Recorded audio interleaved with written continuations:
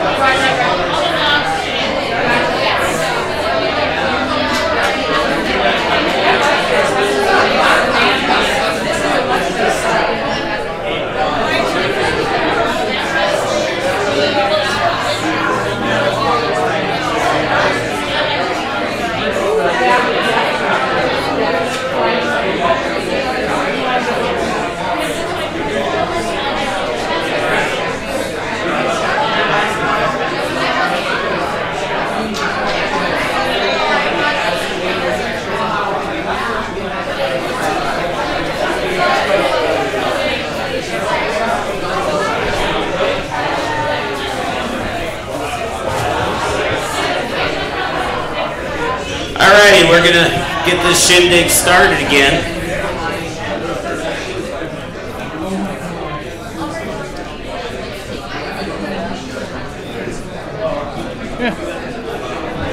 Alrighty.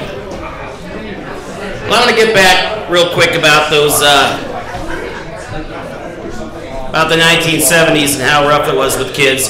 I got an 8-year-old son, and he's like, you know, on Valentine's Day, he's like, Dad, I got these cool Star Wars cards, and I got this list of all the kids in my class, and, you know, I got to make sure that every kid gets a card.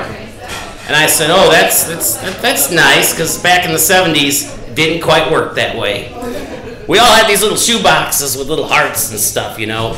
And typically, you know, the kids would get up and walk around and drop the cards in the little shoe box, and so, you know, you weren't at your desk, so you couldn't see who was or was not putting the little cards in the box. So you get back to your desk and you dump the box, and usually, I don't know how other guys did it, but I kind of sorted stuff out by the quality of the cards. So I'm like, okay, I got all these crappy ones that don't have sparkles on it, and I got all these really cool ones with sparkles on it, and I got one that was handmade, and it was usually by some girl that was stalking me. So I go and look at the sparkly ones, and you know what? Your best friend had better give you a sparkly one, or there would be hell to pay at the bus stop the next day. And, you know, I'm going through there, the sparkly ones are usually from all my little buddies, good buddies and stuff, and then you get the lame ones, and those are from, you know, the pretty girls and the jocks who hate your guts and stuff.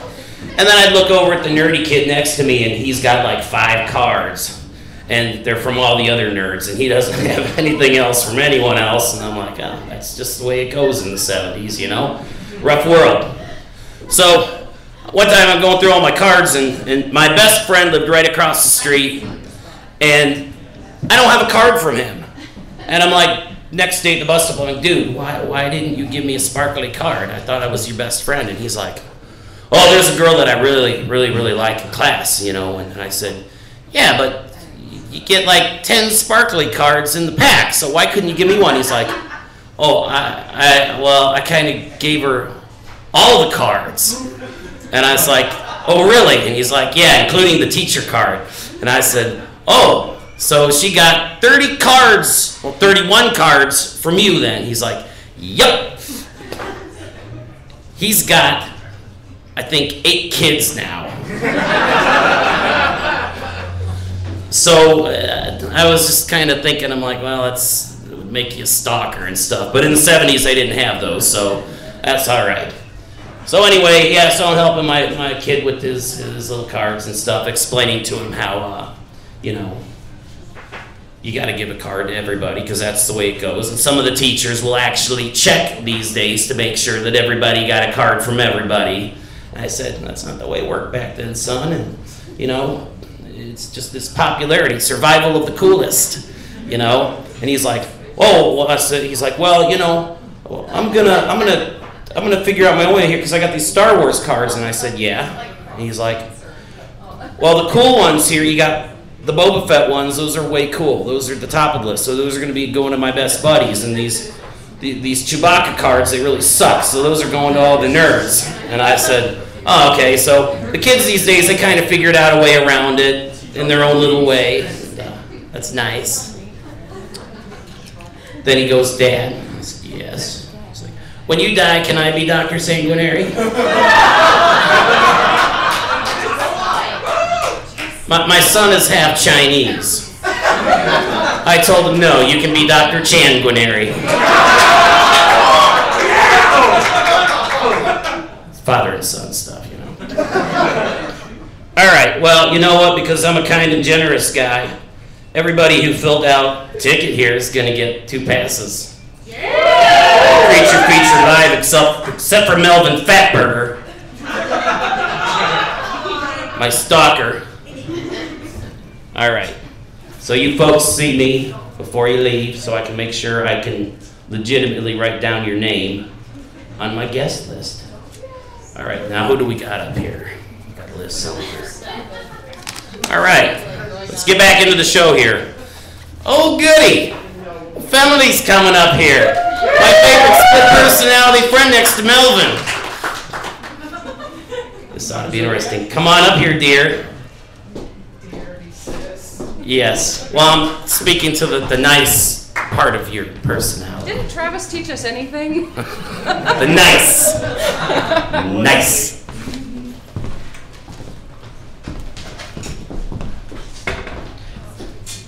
First things first, if you're eating, stop. I'm just going to throw that out there right now because I got a story for you, and it isn't pretty.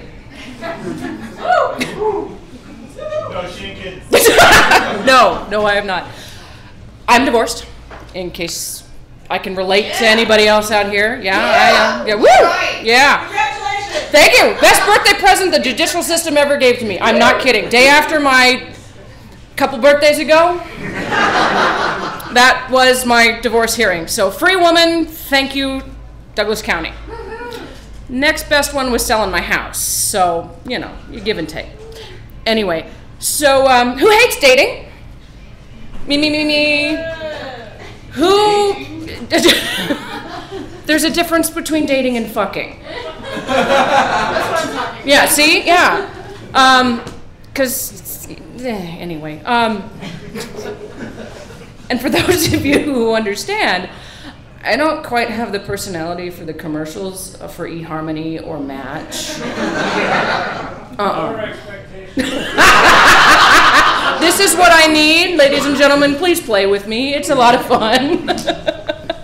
So, I'm out there and I'm trying to find something, hormones, as Travis likes to put it, dopamine and estrogen, and rip my clothes off him, and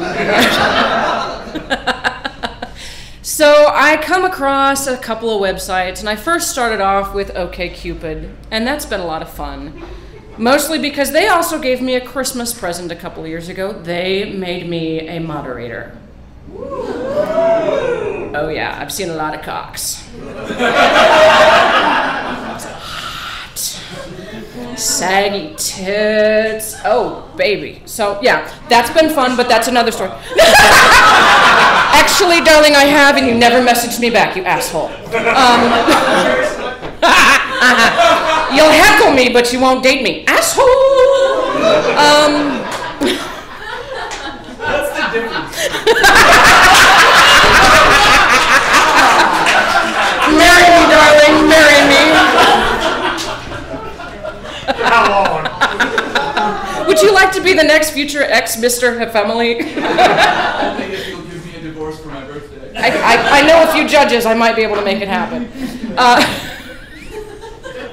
Carry the 7. Where the hell was I? Okay, OkCupid aside. On a lark, because I have these sadistic streaks, sociopathy, that sort of thing, I went out there and I was looking for some interesting dating sites, and there are some fucked up ones out there. No. Let's start Color Me. Yes, there's a whole lot of them out there. Color Me 6 is a fantastic webcomic, by the way. So, anyway, JDate, because I look ever so kosher.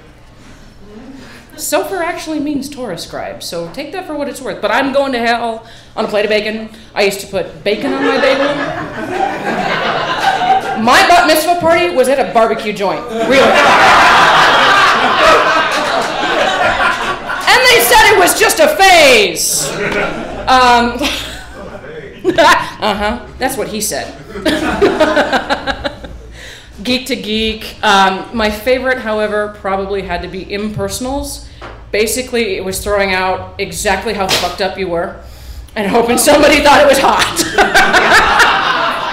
I'm on that site tomorrow. Yes. Yeah. Netbook, sweetie, sign up right Okay, I'm on now. it There you now. go. Or you can use my tablet because you know I've got way too much technology. So. Anyway, I've been out there. I'd say I've been around a lot, but you know, the connotations and all are just kind of sketchy. And in Douglas County, where we've got the highest STD rate in the country, not what I want. Not exactly the, no. So. Aim high. Not in the face, though.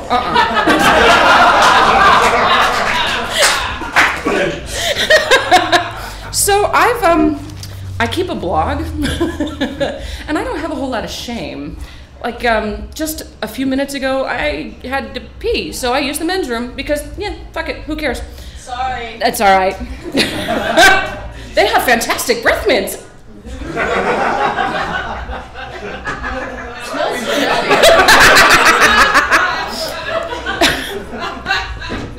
In any event, if you're curious and you really want to know a little bit more about my twisted world, I have some business cards up here. It's got my Facebook page, my blog, and my Twitter, and all of that. Look me up. Just don't be eating anything when you read it, because it might be disgusting or it might be really fucking funny, and you'll never know which it's gonna be. Anyway, getting into the meat of the story. I'm gonna start with some, yes. Sausage later, sweetie. Let's go down the list that I have labeled Dirty Laundry List, which is, again, foreshadowing.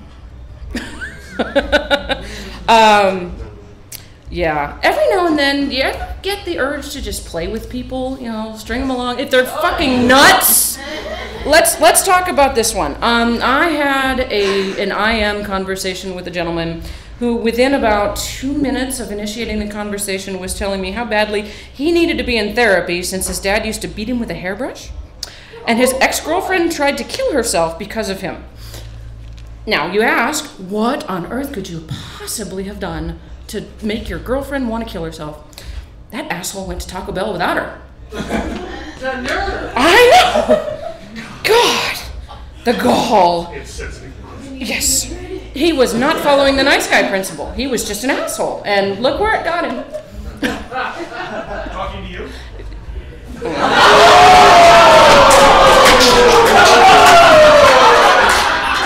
Catch as catch can, Charlie.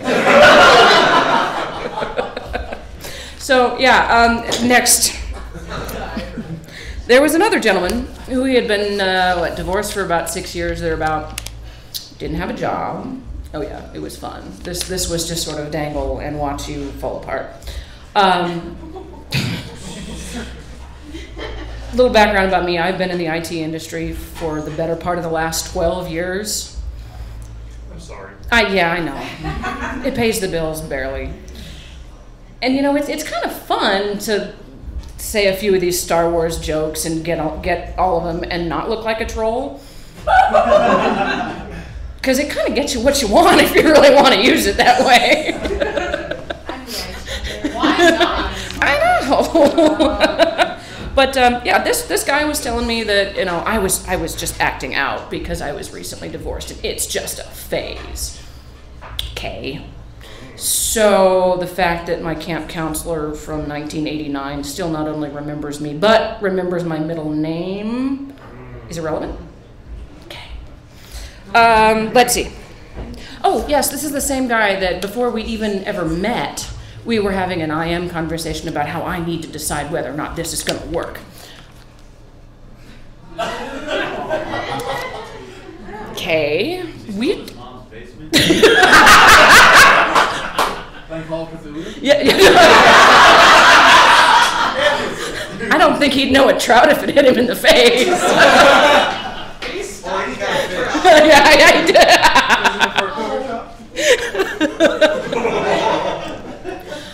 So yeah, this guy was a real winner. He decides to tell me that, yeah, you need to decide whether or not this is going to work. And then this is why people fade off on you, is because you do this sort of thing. Because he had pretty much tried to put my feet to the fire saying, you need to decide this. And I says, okay, well, you're kind of crazy. Let me chew on this to see if this is even worth, I don't know, you buying me coffee. Because, you know, at this point, that's what it's going to take, because you're nuts.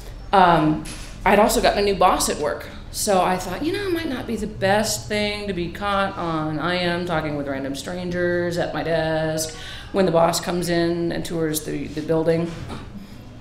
One of those rare rational moments of mine. And so I logged out of chat, and apparently he didn't follow the principle that the rest of the world takes you a hell of a lot less seriously than you take yourself. Because he took himself really fucking seriously and said, I can't believe you would do that to me, and this is why people just fade out on you, and I can't believe it, and we're just done. What did we have in the first place? We started. Meaningful. Something real.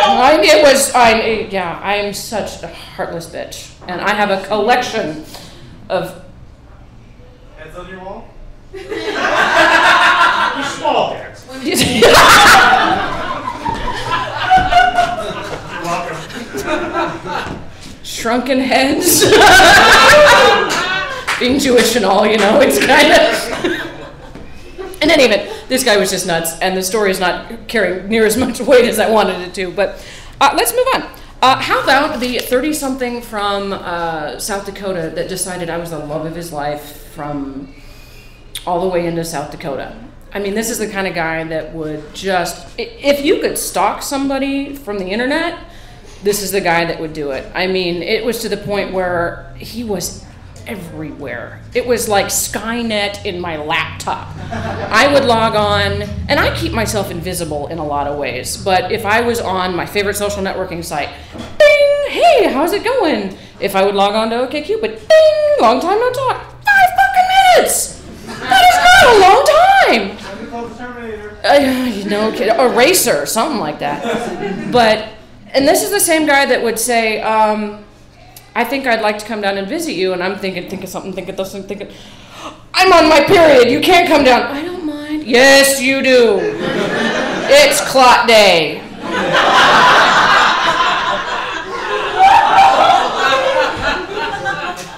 Did not dissuade him one bit.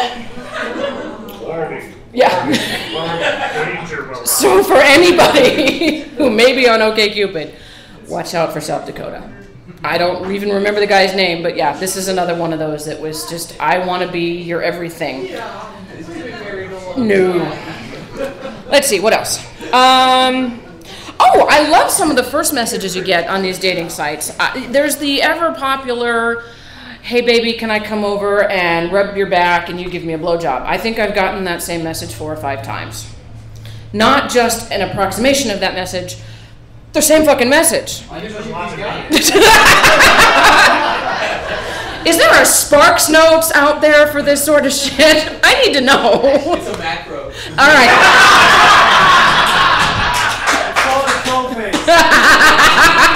I believe you're right. However, my favorite one of those, and I think this is the reason why a friend of mine suggested that if I wanted to stop getting the weirdo emails, that I should really take down the photo of me in the corset and the riding crop, was the one that says, would you please make me your bitch?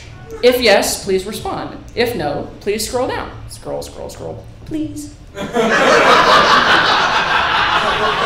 Enticing. But no, you're in Minneapolis. Okay, here's another one. How about the social worker who seemed really kind of normal? Yes. Social workers are not normal. Neither are IT professionals.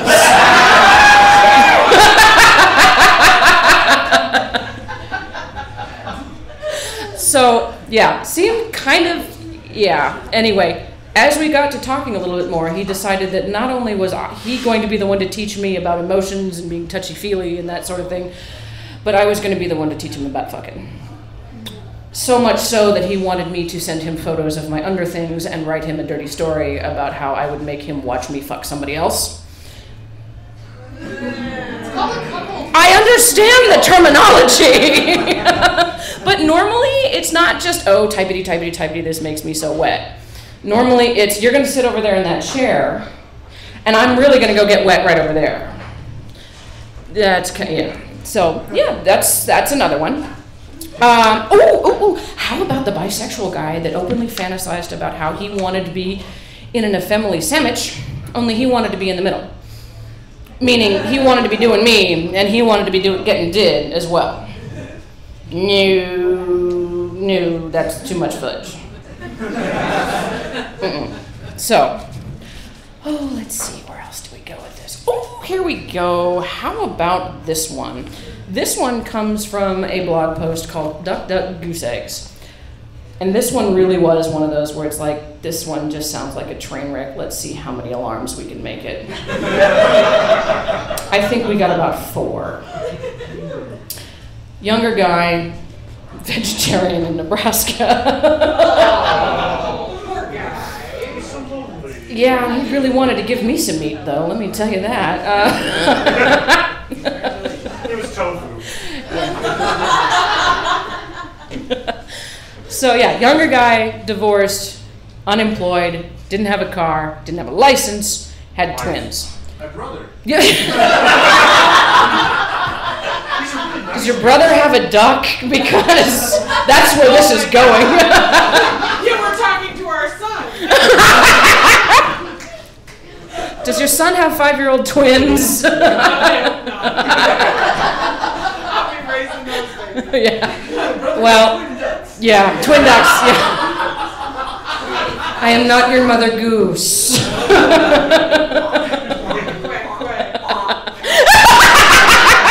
Duck hunt, duck hunt.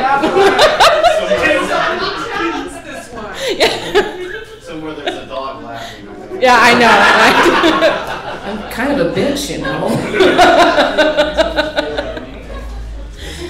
So, the guy doesn't have a job, doesn't have a car, real winner, and I'm thinking, yeah, I want to see how big this, how many cars we're going to derail on this particular pileup. And we make this tentative plan. All right, so we're going to go take a walk around the duck pond. His idea was, no, we've never met yet, but you're going to come over to my house because I want to watch a movie and then I want to fuck you. No. No, that's not how it works. So, Who's got time for a movie? something tells me he may have been trailer material. Just saying. But, Split it in half? yeah. That was the joke, right? Yeah, that was a joke. Keep up. The subtitles fixed next. We're very fish. There's a joke in there about speaking in tongues. I know it. So anyway, we make this tentative plan because I'm thinking, all right, this is just going to be, I'm going to have to write about this later. So the deal was we were going to meet around 1 o'clock, throw some stale breaded ducks, do whatever. That's what you kids are calling it nowadays. Oh, I got a lot of things I can call it, but this. Oh, jeez. Conveying the hair to the fish. And, will you people let me tell my story? Like we won't. Did he have a duck pond at his house? No, it was supposed to be actually, I think it was the, The duck pond at Pavilion? no, not Papillion, the one up here, Benson, I believe. So we were supposed to go walk around the duck pond, and I'd never traded phone numbers with this guy, so all we had was the online messaging. And I says, all right, well, I'm leaving the house. I got an errand to run before we go. I will see you then. About 15 minutes later, as I have already left the house, I get a message. It wasn't anything more than one word. It was 1:30. Okay, I've already left the house. You're not asking to change the time. You're telling me to change the time. We've not even met. No, that really doesn't fly. I'm not a big fan of this. So I just kind of blow that off and say, okay, well, you know what, if you're not there at 1, then that's just it. Those were the plans, we're gonna stick by them. 10 minutes later, my phone goes off again, and it's, well, if I don't hear back from you, I'm just gonna try and be there around 1 anyway, and yeah, we'll just go from there. I'm looking at my phone going, you're a flake. No, I think I'm gonna do something I never do and just not show up. And I didn't. And you know what? I felt guilty for about 30 seconds. And then I went to Walmart and I got my shit done and I went home and I went about my day. And you know what? That was really the last I heard about it for about 2 days. I logged in again, and when I thought it was over, that's when the fun really started. Because I hadn't heard anything from him, nothing had blown up, and then I get this message from him saying, you still owe me a walk around the duck pond. I waited there for 2 hours. Yeah. Excuse me while I get out my tiny violin. It kind of. So I ignore it. I just, you know what, you're a lost cause, and I shut the laptop and I walk away. Phone goes off about 5 minutes later. Can I at least get a reply? Now you're gonna make me use my words.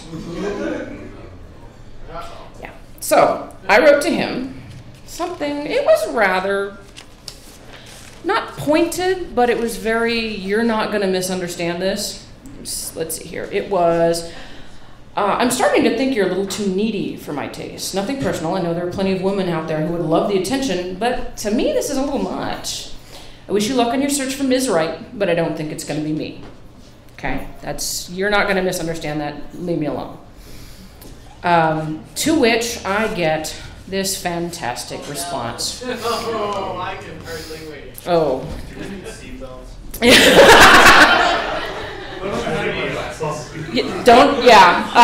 I really, really wish that I could have gotten a screen grab of this now that I think about it, because you really need to see this.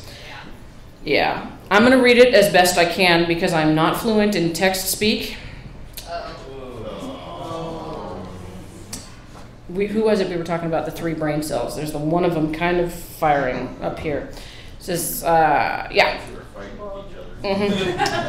I'm looking for a miss right now, but that's fine. I'm by far the hottest male on this site, and you won't do better than me. Lol, for serious.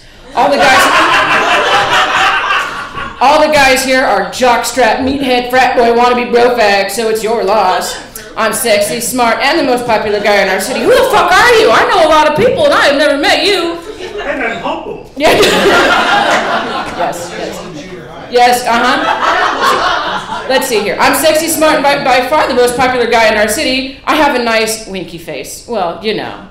I'm older with a youthful appearance. Lol, so fail on your part. I don't get this whole needy thing because I'm only joking around about you contacting me. It's not like I'm all over you. Oh baby, I love you so much and I can't hold my breath without you. I asked you for a walk around the duck pond. Like, Jesus fucking Christ, how is that needy?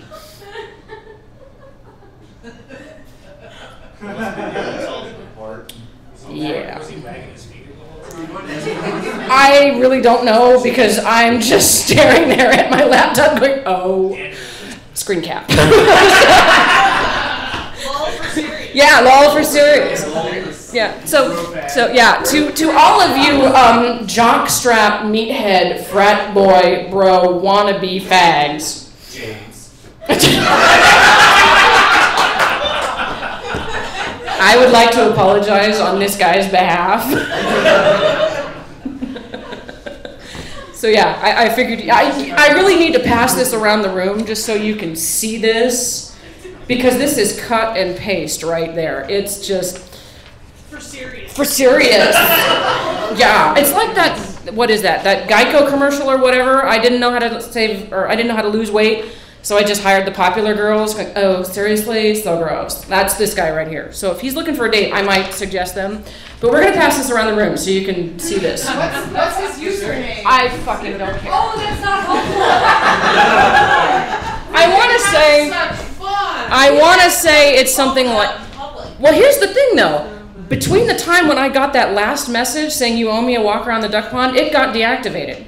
So apparently another moderator went out there and says, oh, no, lol for serious, this motherfucker. This is real fucking serious. So he logged back in, created a new account, and started harassing me again. Was it his old account with 69 at the end? No, it was, instead of dashes, it was underscores. Very, very tricky. Sneaky. No, they're like the Spanish Inquisition. No, they don't. Okay, here is the last one. I'm going to preface this by saying that I went out shopping over the weekend because I've recently moved. And I went out looking for 2 specific things. I went out looking for something I could put my television on, and I went out looking for a desk. Baby, I'm your man. Can I put my television on you?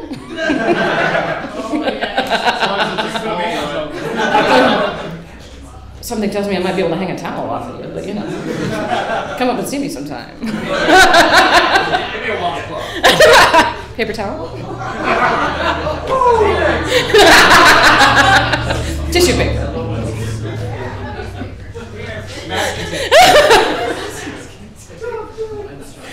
Anyway, I went out shopping this weekend looking for a desk and something to put my television on. I came back with a really big, gaudy spider ring, a gothic lamp with cherubs on it, and a new drag queen friend. Who sold you the other two items? The spider ring, yes, he did. What happened to the fucking wall massager? Oh my goodness, you're right. Yes, we did find, I didn't buy it though. I did not buy it. We did find a shabby chic picker chick. They have a vintage, what was the terminology? Basically a vibrator. No, I'm talking like female hysteria days. Teach you how to ride the train a certain way days. No, it was honest to God. It was the kind that was so old that to plug it in, you screwed it into a light socket. So you screwed in both ends. Yeah, you kind of do. So that is, as an aside, I joke about how as soon as my folks kick off, I'm going to have my curio cabinet, take everything out of it, and just put my collection of glass dildos and vintage sex toys in it. And I think I need to go back and buy this because it was just amazing. Absolutely amazing. Anyway, I bring in this discussion to talk to you about how my new friend, Chris, the drag queen, was talking about, we were talking about spoken word, Lawrence Welk, and that sort of thing. And I was saying, you really need to come to the show because I am probably the only straight woman you can ever say has literally fucked the shit out of somebody. Did I mention don't be eating or drinking? Because this is the part. And he says to me, sweetie, I've known a lot of fudge packers in my day, and they can probably say that they have generated some Santorum themselves, but you're the first straight woman I have ever met to say that they have done that themselves. So, without further ado, I have a blog post here that I think I would like to read to you because my neurons were just firing like crazy after it happened, and I was so worked up at how awful this experience was that it's beautiful. And this, I held on to this for a little while because I didn't really want to embarrass this party. And then I thought about it and said, no. So I've done some podcasting with the Scurvy Media folks, and they kind of coached this one out of me. And it's kind of gone from there. So I wrote this as an email to Dave of Scurvy Media. And pretty much at the end of this, you will probably all be able to look at me and say, girl, what the fuck were you thinking? So anyway, this is my letter to Dave. So I've been kind of seeing this guy for a while. I got to the point where Naked Time was in the picture. And he's into some of the things I am, the kind of things that leave bruises. So I was interested. Thing was, the first couple times he wasn't really able to, once the pants came off, it was fine until about then, and then that intimidation factor came on, and it happens. Yeah. And it's kind of an ego boost to know that you scare the crap out of your date, I guess, if you're into that sort of thing. But he swore it wasn't intimidating him, and it had really never been a problem in the past. Okay, fine. There are other ways you can think to make it up for me, so get to it. Well, we finally did have actual penetration about, 3 weeks ago? Whatever. But you get it. Anyway, you don't have fireworks every single time. So being the idiot that I am, I give him another shot. He's been moving, or helping move, I should say, this last couple of days. And so when we were supposed to get together, he says he was going to need to help, or he was going to need to clean up a little bit, and then he'd be right on over, and we could go get dinner and curl up and watch a movie or fuck. And basically, as the night progressed, clothes came off, and, like they do. And I noticed that his feet weren't all that fresh. Okay, kind of ew, but, they're feet. Feet are kind of icky in general. I assumed it was the shoes, and the funk kind of hung around because, when you're moving, you get kind of gross. So, whatever. Anyway, maybe that's all it was. He did tell me that he freshened up, right? So, Anyway, the part that works up a sweat started happening, and I noticed another odor in the air. Mostly when I took the riding crop to his backside. Okay, now the human body is gross. Let's just throw that out right now. It smells funny, it looks funny, it makes weird noises, it does inexplicable things, but you know what? It gives us a lot of joy. It really does give us a lot of joy, and anybody that says it doesn't is just stupid. Yes. Yes. Santorum. We're getting there. Yes, we are. Anyway, so there's sweating involved, and you know, my nose hairs weren't exactly permed or anything, so we carry on. Anyway, we get done, and the clothes come back on, and because you know, I got to work in the morning, and I want to go to sleep. Not that I'm not a cuddler, but I got work to do in the morning. So when you got to be somewhere at 7:30 in the morning, that afterglow is kind of short. That and stinky feet just kind of cuts right into it. So I put on my robe and I walk him back down the door because I'm not that heartless to go, okay, we're done, get the fuck out. Lock the door behind you. Maybe you aren't. Well, no, I'm getting to that point though if this shit keeps happening. Anyway, so as I get back to my room, that same stink hits me like a freight train loaded with ball bearings and skunks. Oh my God. What is that? So I hunt up my giganto bottle of Febreze. I'm talking like Costco, Savings Town, enormous. Yeah, it's like the keg that you pump. I'm doing like beer bongs with the Febreze, trying to figure out where the fuck this stink is coming from. And that's when I turn on the light. Because, you know, it's a boudoir. You've got the 20 watts. Turned on the halogen and really wish I hadn't because, oh boy, there's a spot on the comforter. Oh no. Now I know this is not me, and I also know that it is not one of my dogs having brought in either dirt from outside or a turdsicle because it's the middle of the winter. And they are wont to make the backyard into an all-you-can-eat buffet. Dirty dogs. And they had brought them in and saved them for later before. But I had just washed this the day before. And as I'm looking at this, my 2:30 in the morning brain was not exactly with it. And I bent down and went, oh!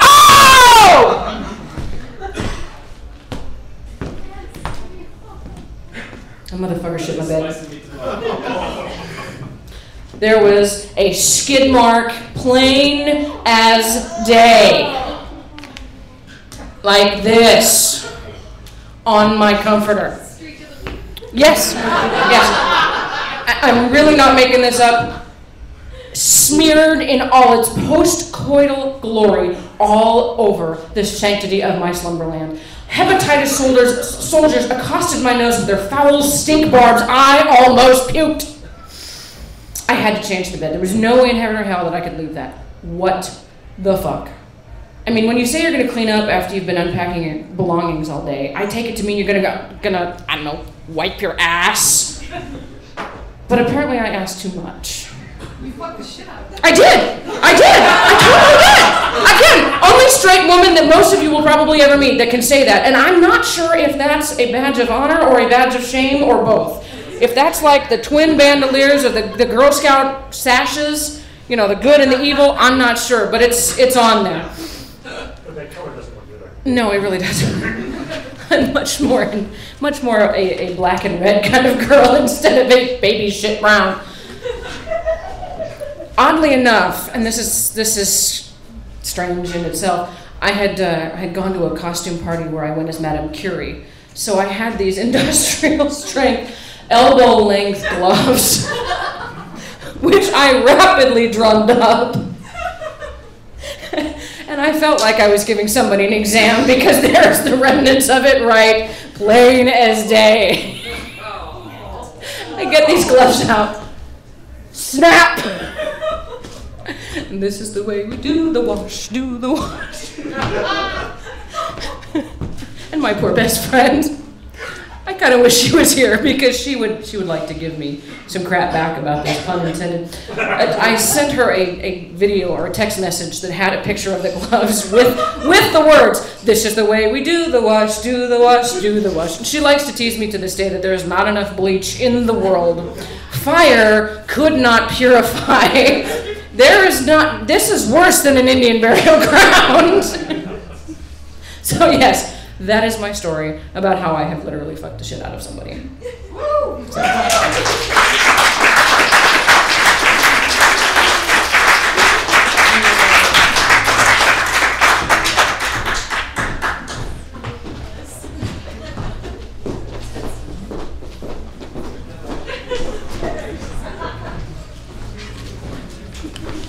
Alrighty, that was a family, and she's on duty 24 hours a day.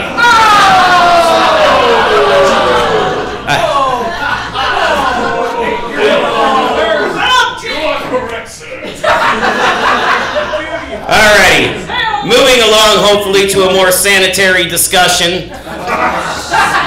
We've got Veronica Smash here, so give her a big round of applause.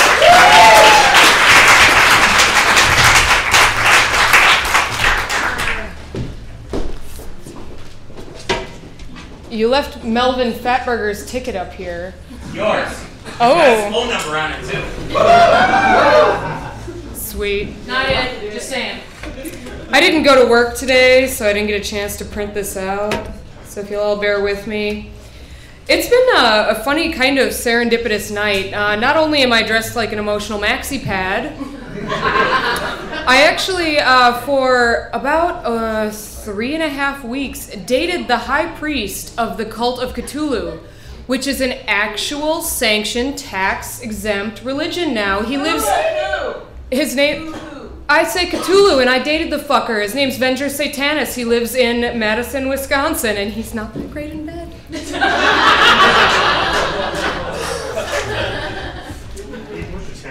Yeah, he watched a lot of The Bachelor and wanted to do things to me with slime. Well, you know, the very old one is dead and dreaming. Apparently, I was not all about that. Does this go up any for the giant ladies? Also, That's what she said. I would, yeah.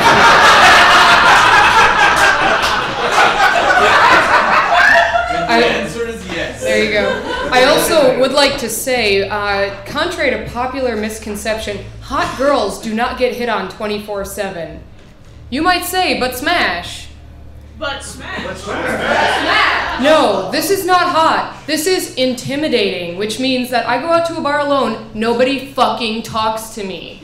So every piece of ass I have gotten, minus my ex-husband, minus one of the hottest guys I've ever slept, two of the hottest guys I've ever slept with, that's about it. 3 pieces of ass I've had to work for myself. And that is basically my story tonight. I know where you can get a vintage vibrator.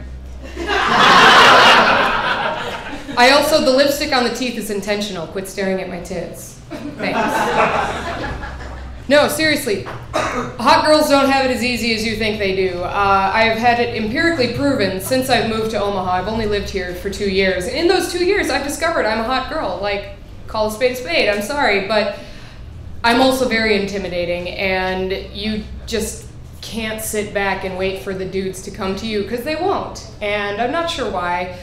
But therefore, I have developed and devised a system that seems to have worked for me. So this show, Nebraska Domestic Violence Sexual Assault Coalition, I really didn't have a place for that in my piece, so there it is. Please donate. This show for me is not so much about love. Love is nice, but you know, you can't really force love. You can't go out expecting to find it. You can't go out thinking like, oh, he looks great on the internet or in emails or in text messages or in the cock shot he just sent me, and expect to make it work. Excuse me, ex-fiance on Facebook, you have never sent me a cock shot, no matter how many times I've asked. You know, we can fix that. I got a zoom lens.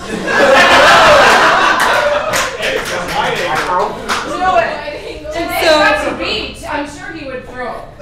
much much like cockshots, you can't force love. So what is a modern girl who likes sex to do? I'm going to start reading. I was sick from work today, so I'm actually going to read shit instead of wing it. Blah, blah, blah. I'm not sure if the idea that women can like sex and need it as much as men is still shocking or not. It's not shocking to me, but I moved to Nebraska, where apparently it is incredibly shocking. It's the new millennium, but girls still have to know about how to get what they want, and yet they're insulted and denigrated around every corner. Women who fuck like men are called what? Sluts. I love the word slut. I'm a total slut. Sluts, skanks, whores, nymphos. My wife. My ex. Your fiance. Only one man has made me a woman, and we're not quite divorced yet. But anyway, double rappers, easy, all of that. Why is that? I don't understand that. I like sex because it feels good. It burns calories. Makes me crave chocolate less. I'm an insomniac. It kind of helps me get to sleep at night, and you're not going to have to worry about not passing a drug test if you just fuck a lot before you go to bed. So, what the heck? Women are human. They need it like anything else. And I'm not saying that there aren't nasty, nasty, nasty, dirty skanks out there. Like I said, I like the word slut. To me, slut is very neutral. It has a neutral meaning, just a derogatory connotation. Much like the brothers are doing with the N-word, we should just take the word slut back. Yes. Here.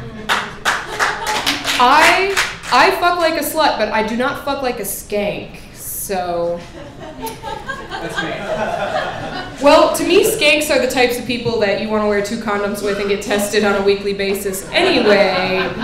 But yeah, they exist. They're icky bitches. They're not just the ones who make a mistake every now and then and have an insightful and kind of funny story to tell afterwards. They're the ones that you have to sit and listen to week after week going like, oh my god, I don't even remember his name, but yeah, I fucked him anyway. And then he didn't even call me to do the walk of shame through Walgreens for the morning after pill, because like, he didn't have a condom, but he was really, really cute. No, those are skanks. And I have a lot of friends here tonight, and you've never heard me fucking tell a story like that. So, not a skank. Yes, we should take those words back. We should be able to fuck how we want to. Like men, maybe. I don't know. Men like sex. Why can't women like sex? I like sex. I like to have a lot of it. I would have sex 3-4 times a day if I could. Time constraints, works. I have like 3 jobs and only 1 boyfriend, but that's a different story. I've had a lot of sex. However, unlike most people, I fuck for quality and not quantity. The number of partners, which I added up when I moved to Nebraska and realized that the dudes I was fucking had hundreds of partners. I have had, on average, 2 partners for every year I've been sexually active. And I've had a lot of fucking sex. So basically, I am here to tell you how to get back on that basis of quality and not quantity. If you strive to be quality, and if you seek quality, you will get quality in return, and quality will lead to quantity after a while. It's worked for me, I tell you what, and I've worked hard at doing that. I've been in committed relationships, and I've been in open relationships. Let's see. Yes, when it comes to being a sexual dynamo in this weirdly over-sexualized and yet sort of liberated, but not yet quite equal and fully neutral society, I advocate that women can fuck. They can fuck how they want to. You don't have to fuck like a skank. I say fuck like a slut, not like a skank. So, these are like 8, well there's 10, but I cut it to 8 in case of time. Simple rules that you, and I'm speaking to the ladies here, but they also work to men. These are 8 simple rules that you can follow to fuck like a slut, but not like a skank. Rule number 1, do not fuck on the first date.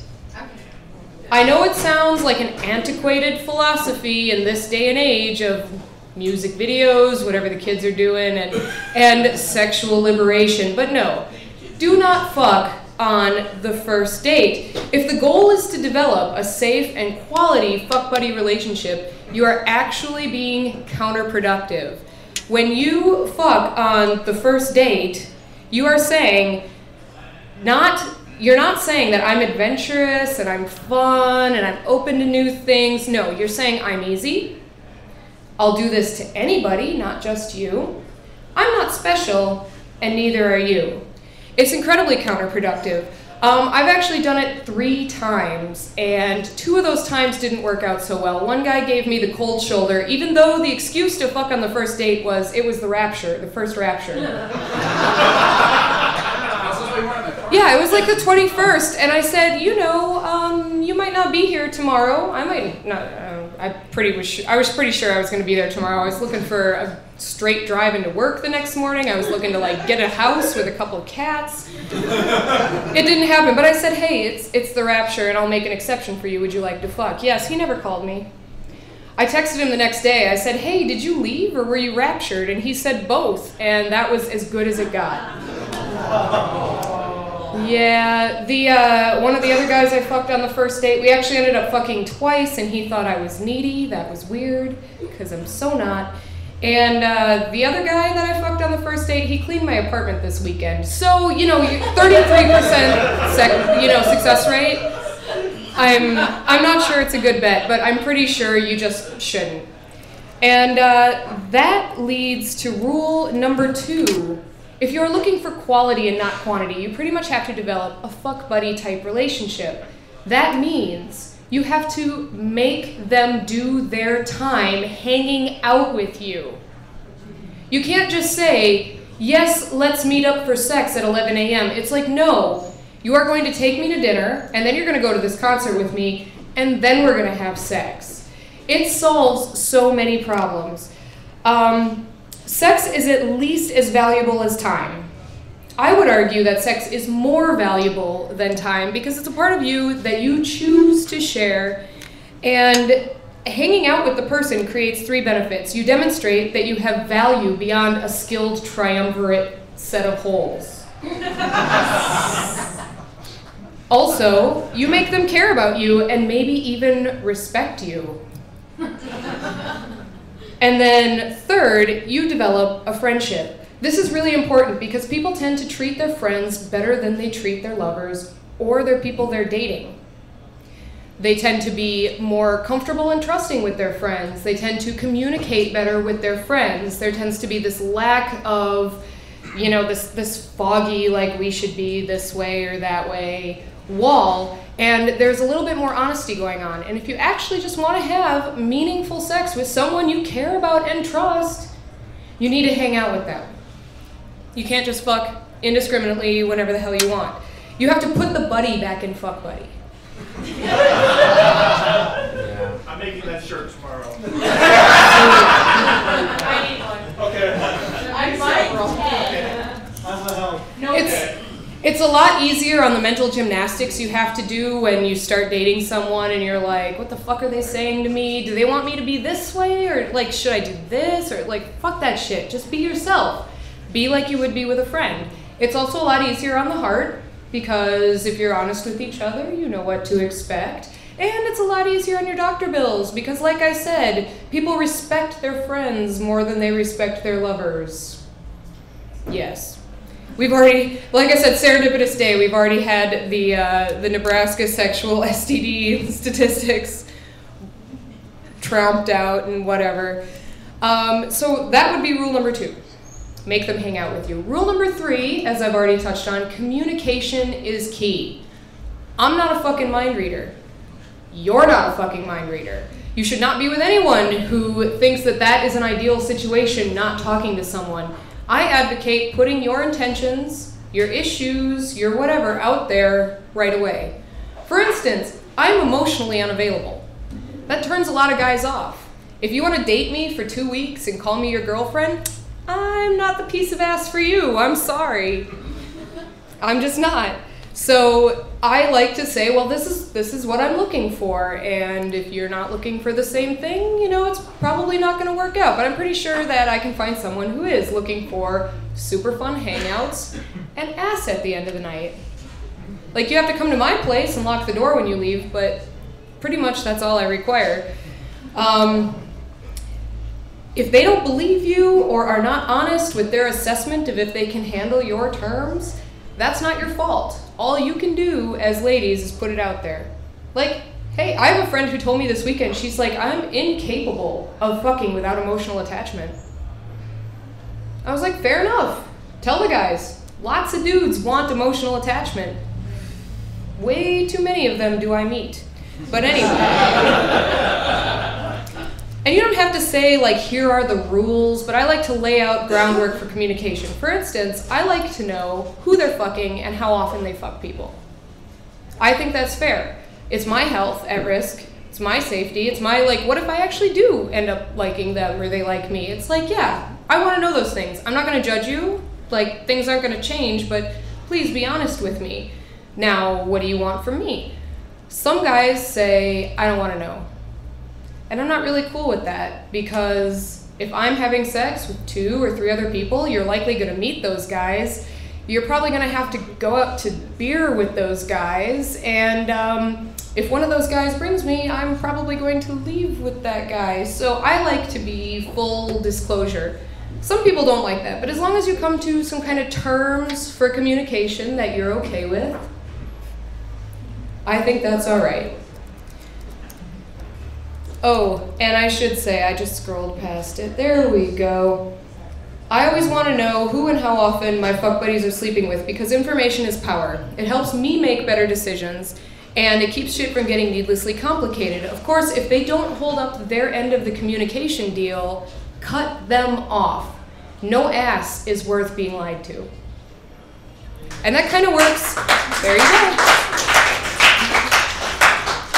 Unfortunately, in the past recent history, I have lost a couple friends because they did lie to me under the guise of, well, I don't kiss and tell. Well, if that was the fucking original arrangement, you better fucking kiss and tell, because I needed to know. And if you didn't tell me and I found out from someone else, you're a douchebag. Rule number 4, don't fuck someone who has no redeemable qualities.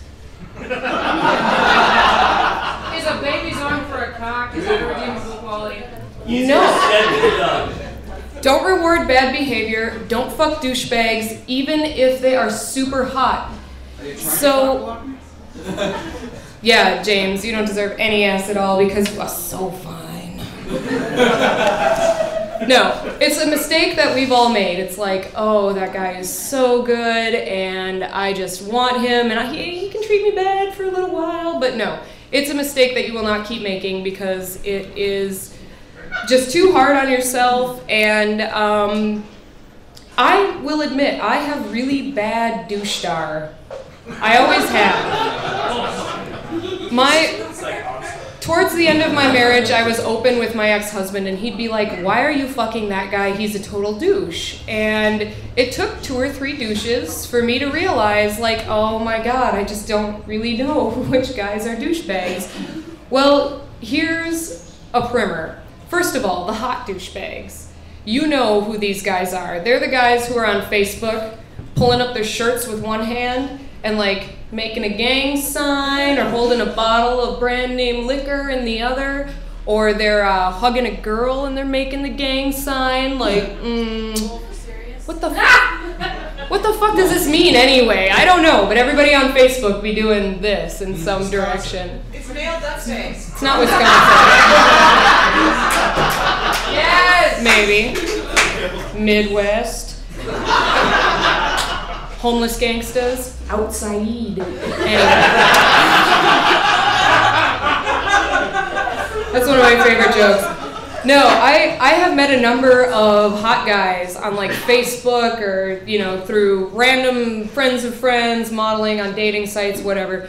They're always the guys that IM you, and they're like, oh, girl, why don't you come over to my place and I give you like a rose petal bath and like a super hot massage. And no, I don't want to go out to a bar with you.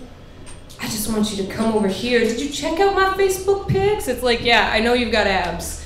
and I think you're a douchebag. So, yeah, they offer to buy you stuff before you've even met them or hung out.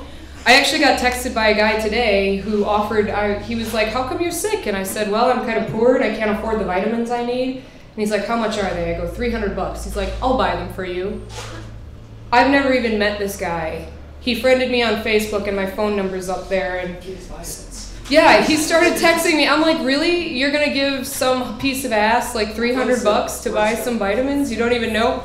No, today I was like, okay, I blocked you on Facebook and I don't respond to your text messages. I don't know why you're still trying. I bet he's very nice. I doubt it. No, these are the types of guys that live like life is a music video, and if they just keep up the pussy snatching image, they're gonna fuck all the backup dancers. Like, and they do. And you don't have to be that girl. Let them have the low-hanging fruit, because they're never going to respect you, and those girls don't fucking respect themselves if they're hanging out with that guy. No, there is a time and a place for those people, and it's not on your purview. So those are douchebags. Keep in motion, keep away from them. Some other real-life examples of douchebaggery that hit close to home, because they've all happened to me. Let's see. He's really possessive, and he gives you lip service to wanting to be exclusive, but he is interested in other women and possibly texting them while you're having this conversation. Douchebag. You've known each other for 2 weeks, and yet he says you're soulmates. He's the only one you can be honest with, and he can be his true self around you. Douchebag. No, these are all different guys. I mean, you know some of them. Yeah. No, You know that one. one of the hot guys I slept with, he would tell me the truth about any random escapade he had. He would, you know, fucking this girl and friended her on MySpace. This was back before Facebook was the thing. He would friend this girl on MySpace and friend that girl on MySpace, and I knew who he was fucking, and he never lied to me about it, except for about his girlfriend. Yes, I did not know he had a girlfriend, and his girlfriend did not know he had everybody else. Douchebag. Let's see. He's way too over affectionate and into you. Just like right away, not cool. He treats you like you're a different girl than what you say you are, as if he's never listened to you at all. Like, yeah, I don't really drink hard liquor. Hey, here's a like screwdriver for you. Well, thank you. Thank you for listening to anything I say. He doesn't want to hang out in public. He doesn't ever talk about anything other than sex. All of the conversations devolve into sex.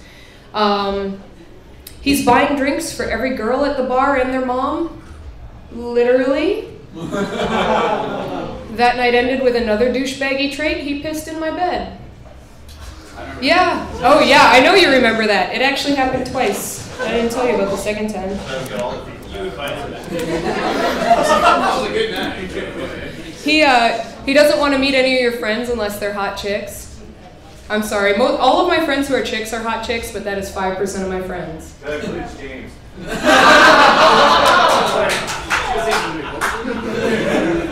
He kicks your cat, and he tries to fuck you without a condom. Douchebags, yes. And if you can't deal with these guys and you can't like drum up the stomach to just tell them to fuck off, which sometimes, like I said, doesn't even work, just ignore them. And eventually they will find someone who is stupid enough to prey on, and they will go away. What did I write here? There are plenty of actual desperate skanks for these guys to fuck, and they're probably doing that every night, but they're not crying themselves to sleep. So. Where are they? The skanks? Have you been downtown? I've never been to the Hive, but a lot of people tell me they meet them there. A lot of people tell me they've met me at places I've never been to, which is like another douchebag trait. This rule, don't fuck douchebags, don't reward bad behavior, it also means don't fuck someone you have nothing in common with. That defeats the purpose of quality, not quantity. It's like, if you can hold a conversation with me, you can also hold my boobs. But if you can't, I'm sorry, you're not going to get anything, so there you go. Rule number 5, insist on and use protection. I'm from Wisconsin. They're a little more commonsensical up there. I don't know if I want to say liberal or what, but I have never had a guy come at me on the first time without a condom until I moved down here. And it happened time after time after time. And I was like, when I moved down here, the group that I hung out with called me mistress. So the perception was that I was really promiscuous. I'm open, you know. I'm whatever. I'll talk about sex. I like sex. It's not a problem. It had never been a problem. But after meeting these guys and even not fucking them on the first date and even hanging out with them and thinking they got to know that I'm a pretty sensible, down-to-earth kind of person, they would still come at me unsheathed. Who the fuck do you think I am? Like, you don't know me and I don't know you. Why would you even try? And yet they do and they do and they do. Don't reward bad behavior. Don't fuck those people. Quality men will have a condom on them. Seriously. And that goes along with the communication. Make your intentions known. If you are interested in having sex with someone or if you're thinking about it, like, let them know. Or carry a condom of your own just in case you really want to fuck this dude who doesn't happen to have a condom. Really. For me, it's a deal breaker, and as we've all said, Omaha has a disturbingly high STD rates and unwed pregnancy rates, and you do not need to be a statistic, especially if you respect yourself. Rule number 6, just say no to sexting. You do not need to fucking do it. I have sexted 2 people in my entire life. One of them is my tattoo guy, because he gives me a lot of free tattoos. And we've never fucked. We like hung out once and like thought maybe it was gonna happen. It was like my brother. It was weird.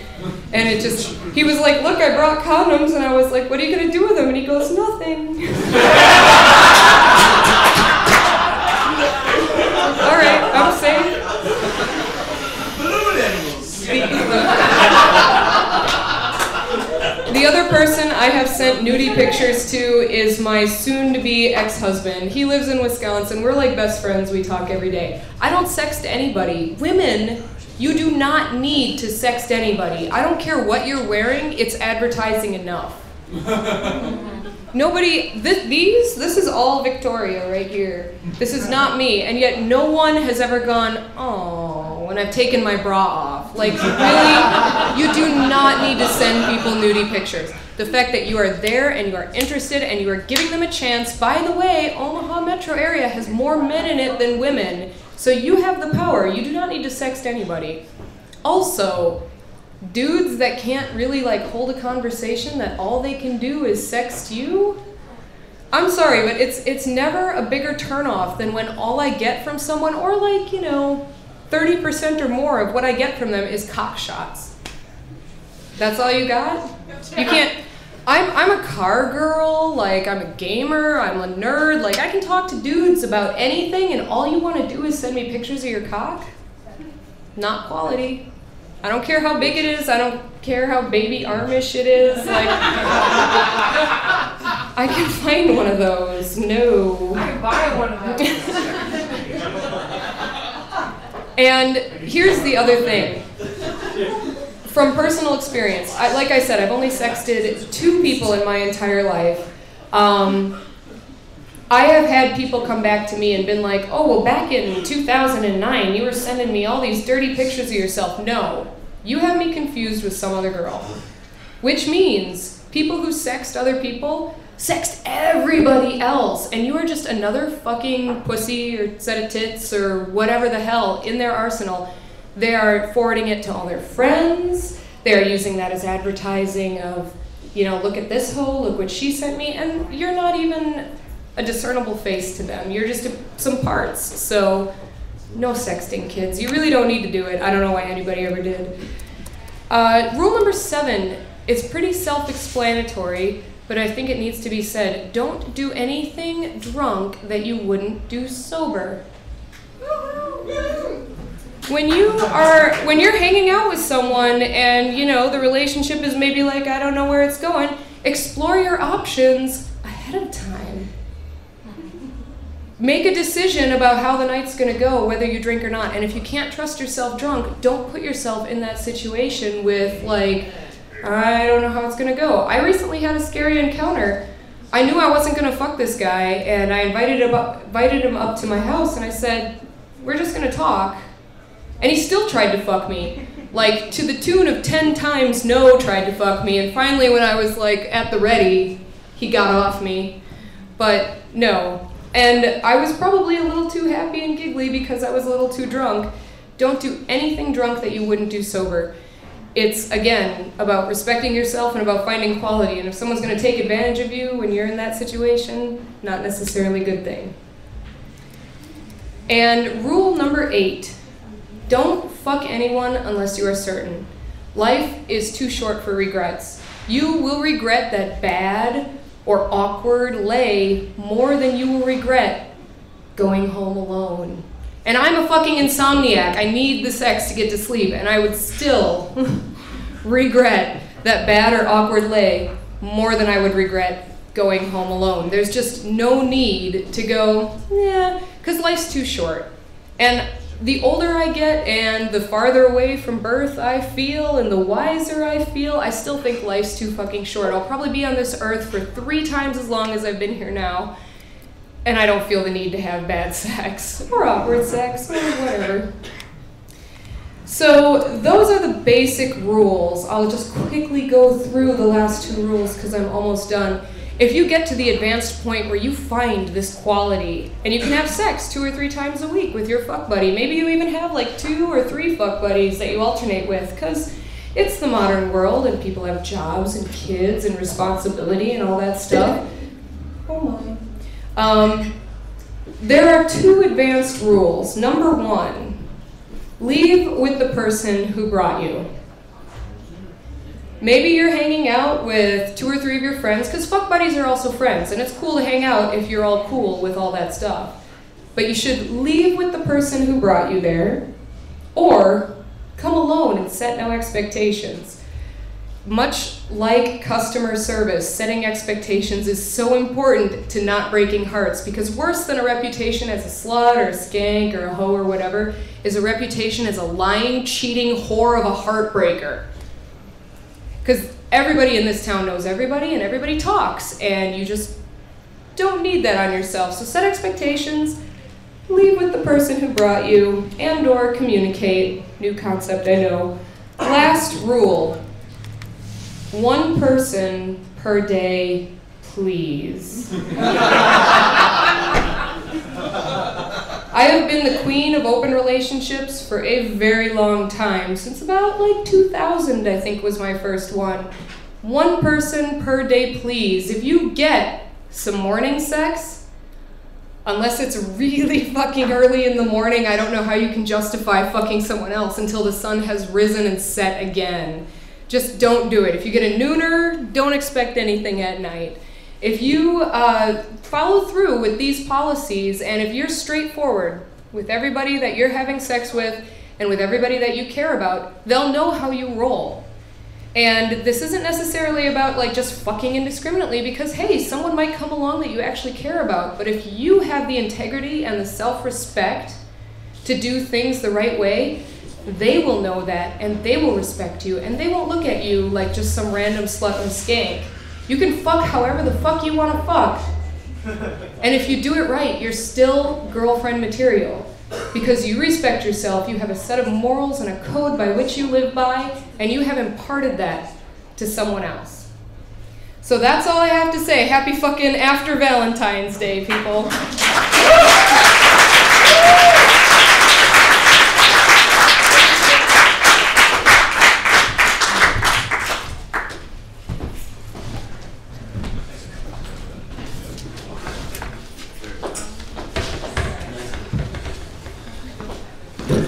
Well, I find it a little interesting how Veronica doesn't like the guys sending all the pictures of their cocks. Not necessary. This is Nebraska. There's a lot of farms and stuff. And if you don't like the chickens, that young lady over there knows a guy who's into ducks. All right, well, I think those 2, they managed to be some really lucky ladies and find some fellas in Omaha with incontinence problems.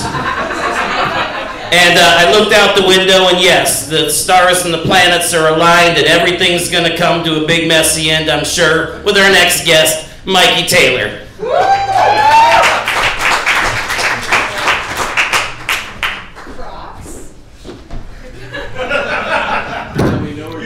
Yes, Crocs. Now, last month, Jess said that nobody could look sexy in Crocs, so I wore mine. She was still right. She was still right. Just wait, I'm not done yet. Don't want to know what's under the robe. That's what she said. So, we're talking about romance. I know you guys are thinking, who the fuck do you think he is? Hugh Hefner? Yeah, I do. No, I wish. I wish I was still fucking 20-something-year-old Playboy bunnies when I'm 80. I wish I could fuck 30-something, or 20-something Playboy bunnies when I'm 83 at a time, actually. Like that dude does. But yeah, I wore this because I don't dress sexy. People talk about romance and Valentine's Day. Now, romance, by the Wikipedia, which is true, by the way, it says it is professing your emotions over libido and physical intimacy. I have 2 words for that. Bullshit! It's professing emotions and love and all that for physical intimacy. It's so that you can get that. And I know that a guy came up with that. It's like, if I open this door for this lady and give her flowers and put my coat over the tub, she might blow me. I can't argue with that point, but that must have been how it came about. And Valentine's Day is one of my least favorite holidays. We talked about Christmas a couple months ago. I feel about the same way about Valentine's Day, because I've been fucked over a few times on Valentine's Day. We'll get into that. Now, the symbol of Valentine's Day is Cupid.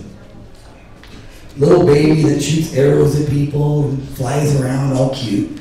Now, ladies, I have to ask you, do you think that a bald, chubby, winged person in a diaper is sexy?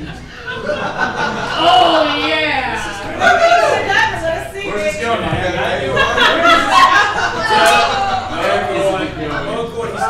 Bring it.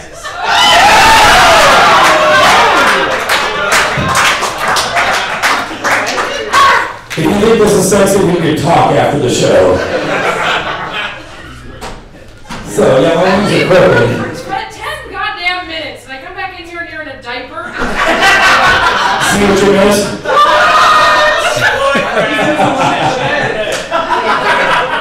That's not what I meant by use protection! Well, I think I want to go on last. So, He was soaking up the experience. it started out early in my childhood, just like Doc was talking about. When you're in elementary school, they give you the little Valentines and stuff. And yeah, I was in the era in the 80s when you had to give one to every kid. I got the ones, it wasn't even the cute ones, they gave the really good ones that were like, kind of cute, kind of suggestive for I gotta step this way, sorry. I was off camera by purpose. We gotta catch all of that. Oh yeah, you need all this. Show us your diaper. So it was, I didn't get the cute ones or, even the suggested ones for a, first grader. I didn't get the ones that I choose you. Let's be friends. And yeah, that's like, let's be friends. I got the one that's like, well, I don't think they made it back then. I like the way you stare at me across the playground. Coincidentally, I got 3 of those this year from the neighborhood kids. I was dressed like this. Ditch the van, Mikey. Ditch the van. Too soon. I don't have a van. I have an ice cream truck. Outside of this, I'm a clown, by the way. So, we have pictures that prove it. So I didn't get, those really cool ones. I got like the shitty ones that, okay, we give this a teacher, but we have the teacher one that was included. So I got the shitty ones. When I was in 3rd grade or 2nd grade, we all made our little Valentine's Day boxes and whatever. And the teacher laid out some cardboard and construction paper, and she says, we're gonna make mail trucks. So she had mail truck, they had cut everything out to where, because we're stupid, we're in 2nd grade or whatever. She laid it out, and she said, it's all cut out in the right shape, just glue it in the right place, you'll be okay. And I looked it over, I'm like, okay, there's blue, there's white, there's red. We've all seen a mail truck and go, no. I need some black. I'll take the red stripe here, but I need more red to go up this way. Because I'm making an 18 van. If you've been to previous shows, you know I have an obsession with the 18. And she said, Michael, which I fucking hate. Michael? No, you're not. Okay, so I made my fucking mail van. But I got her. I went to school in Louisville, which is not, it's a small town, not very racially diverse. There were like 30 snot-nosed white kids in my class. I put a brown-skinned man with a funny haircut in the window of my mail van. And the teacher questioned me. She goes, Michael, sorry, I didn't go by Mikey until years later. Michael, why is there a brown-skinned man in the window of your van with a funny haircut? And I said, that's Mr. T. She goes, why is Mr. T driving your Valentine's Day mail van? I said, they're undercover. Fuck her. Valentine's Day, not a big fan. I'm obsessed with Mr. T, sorry. I wanted to be Mr. T when I grew up. I talked about that. Check it out online. So when as years go by, graduate from 2nd grade, we're going like to junior high now, because I don't have much time. Junior high, I came across this idea that I didn't want to date a girl from my school. And my mom asked me why. I said, well, because you go out on the weekend, and then you got to go to school Monday and see her. This equates to my dating life now. And that's why no one has lived with me for more than a month. Yay me. I can't cohabitate. I'm just kind of a loner. Anyhow, I get this girl. When you're in junior high, you went to these dances. And if you're in junior high, you had to have a high schooler sign you up for the high school dances. So I talked this girl to sign me up. She goes, we have to dance if I sign you up. Okay. She signs me up. We danced. And danced. And danced. And I think we kissed, if that's what you want to call it. I wasn't very familiar. I was a 7th grader. She was a sophomore.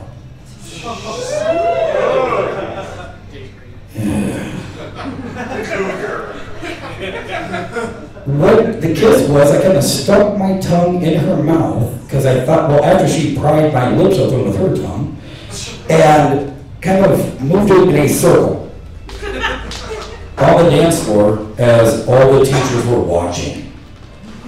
Kind of uncomfortable.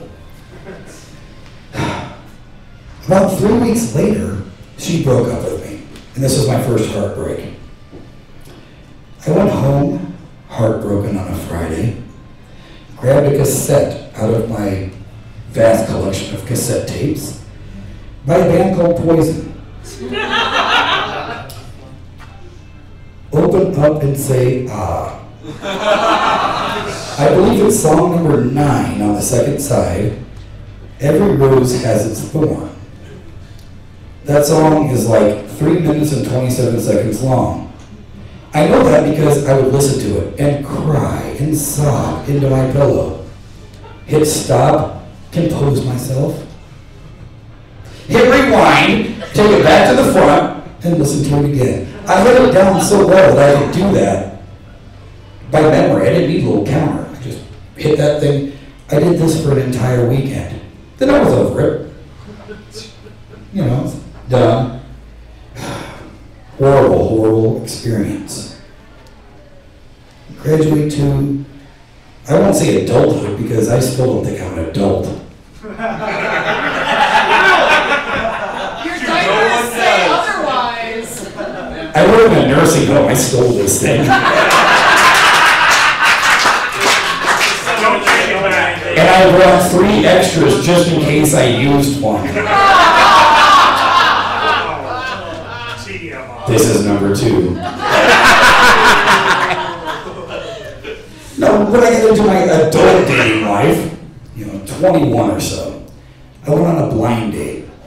These things could go really well or really bad. My blind date, I knocked on the door. I had 3 minutes. Good Lord, I better read the thing that I wrote. Sorry. Yeah, I'll just read this. I think it's still on here. What the fuck's the pocket on this thing? Do the funny while you look for shit. I have it backwards or something. Damn it. Yeah, this time was really fucking up my set, I'll tell you that. Sorry, shake it. You don't have problems like this with a Snuggie.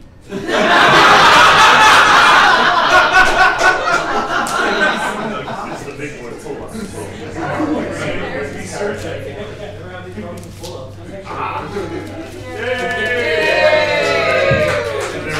I was prepared to have much more time than this. I was going to graduate to this, but so we're talking about love, we're talking about romance.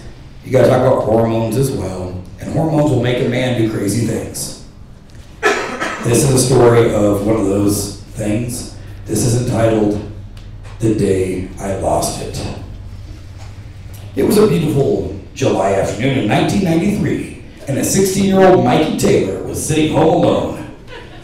Now, I'm sure that I was trying to decide if I want to go fishing with my pals or invent new and exciting ways to whack off. Then the phone rang. I answered it, and much to my delight, I recognized the sweet female voice on the other end. It was my girlfriend from the summer before. Now, back in the day, you'd have a girlfriend for a few months until your parents got tired of driving you around. Then it'd be a simple parting of ways. No hard feelings. Well, this particular young lady moved from Ashland, Nebraska to Atlantic, Iowa, which to a 15-year-old, that may as well be China.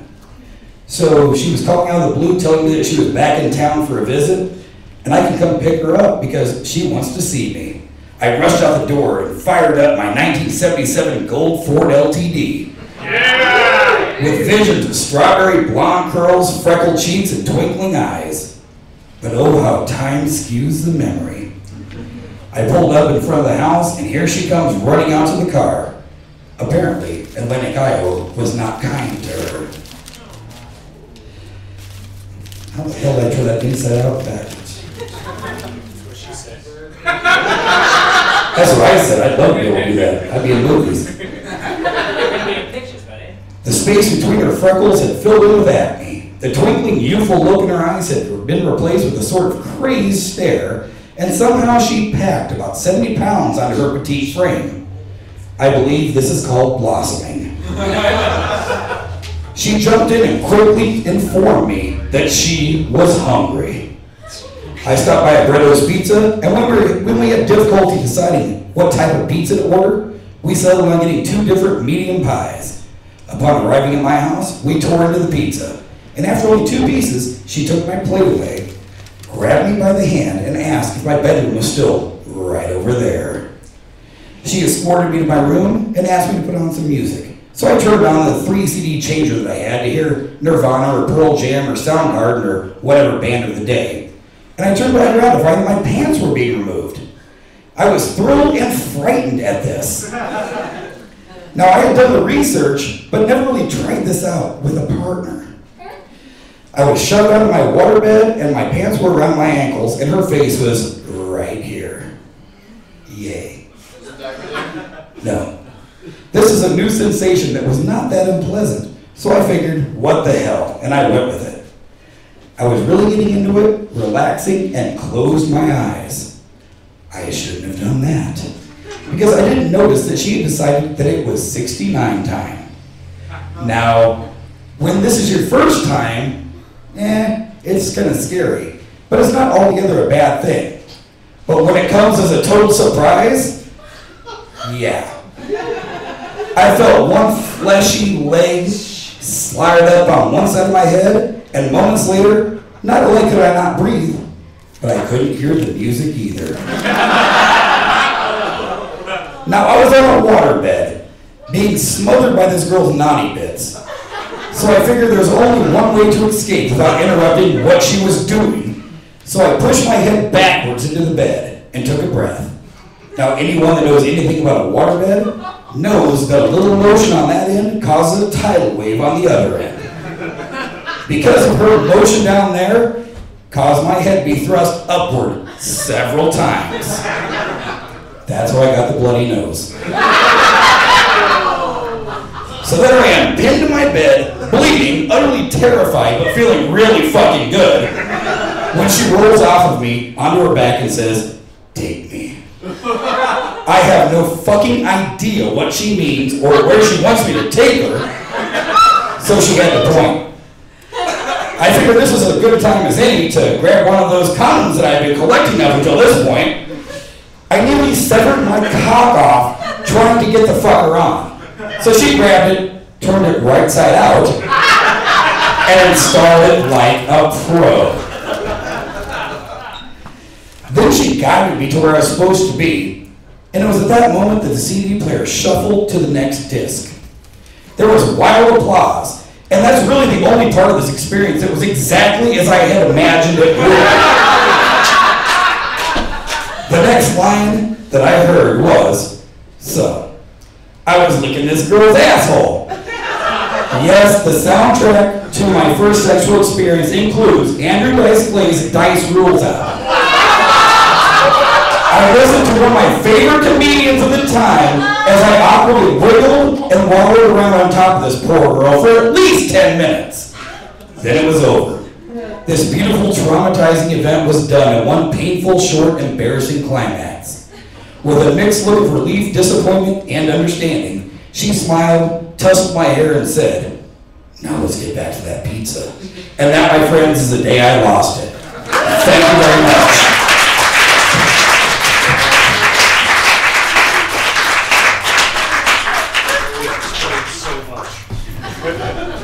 Just like I can say that. You weren't even on camera. Yes, bring it back. It's okay. I'm not so sure that I'm all that embarrassed by kissing Mikey as much as it is that he's being embarrassed by me kissing him. Thank you very much for coming out this evening. The next show is going to be on March 19th. We're going to set some kind of term for it, although currently one of the ones that was suggested is that Dave Nesbitt is fucking livid. Of course, that also means that... Livid? Right. That was the first thing that came out. Thanks a lot for coming out. We really appreciate it. Have a great evening.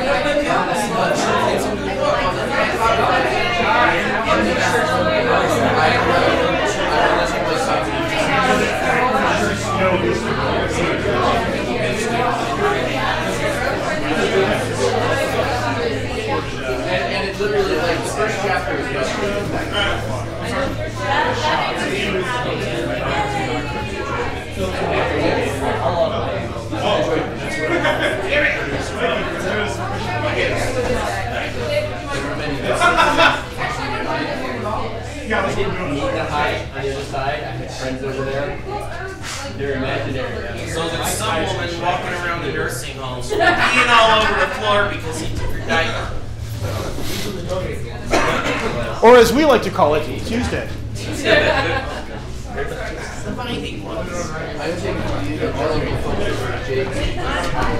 Now, can somebody be sexy in Crocs? I would say yes. Jury's still out. Well, you got a skull and crossbones. That's what. Yeah. So you can take him home and he won't do anything. You can take him home and he won't do anything in your bed.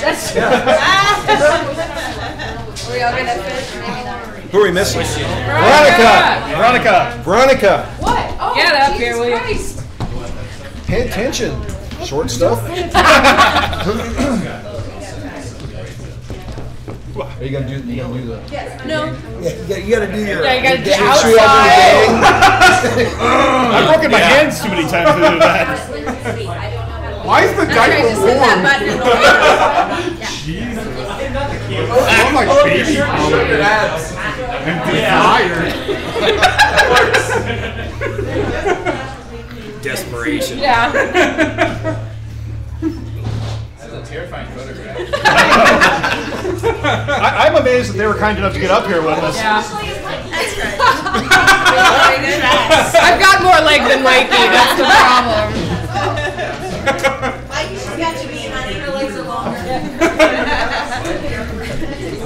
Thank you, everybody. Thank you. Appreciate it. Good job on yourself. I'm a big fan of yours. I've been coming out the last couple months, so. Oh, you've been with the other ones? Yeah. I'm Ryan. Travis, you can finally strike having shared a stage with a gentleman in a diaper off the bucket list. Right. All right, that's another one. Last time was like, okay, I've been introduced by Dr. Sanguinary. That was one. Of course you are. I walk out and do those your diapers. What's in my water?